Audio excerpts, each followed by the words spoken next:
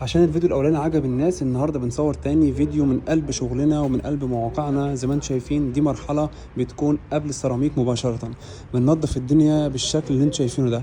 طبعا اللي متابعنا عارف ان الموقع ده كان في حاله مزريه. احنا دعمنا حديد هنا وعملنا ابتدينا ان احنا نعمل سلك حوالين العمود الحديد، وابتدى العمود الحديد ده بعد السلك يتقفل بالمحار زي ما انتم شايفين. عاملين طبعا الزوايا كلها كيرفات زي ما انتم شايفين كده. الدنيا نظيفة. عملنا طبعا سور هنا، هيبقى فيه زراعة، والسور طبعا فيه متغذي بالتغذية والصرف عشان متوصل على لوحة هنا، لوحة الزراعة اللي هتبقى هنا.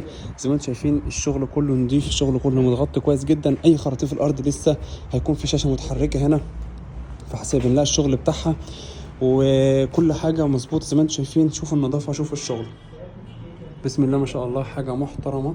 مفيش في حاجة اسمها مش مظبوطة.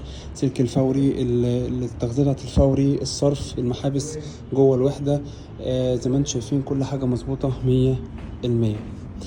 الحمد لله. ده من أحد مواقعنا في التجمع الخامس. زي ما انتم شايفين الشغل بسم الله ما شاء الله. الحمامات نضيفة جدا، كل حاجة متقفل عليها كويس، كل حاجة متسنترة كويس، كل حاجة معمول حسابها. الشاور ثم التويلت ثم الحوض هنا بالغسالة بتاعته، حاجة محترمة أوي.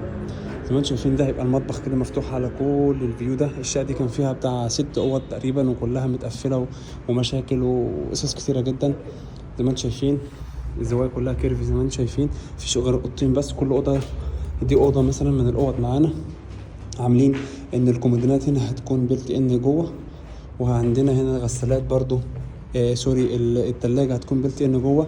والشبابيك هنا عشان ناخد نستفيد من فتحة الشباك بالكامل. عملنا الشباك، عملنا كفر للشباك بحيث الضلفة تخش فيه هنا كده وتاخد كل الفتحة دي من الاتساع معاك.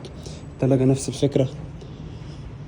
عندك هنا بقى اوضه جميله جدا، اوضه ماستر عملنا فيها حمام، شكلها شيك قوي ان شاء الله باذن الله. في التصميم يعني لما تبان معانا هتبقى شكلها افضل واحسن.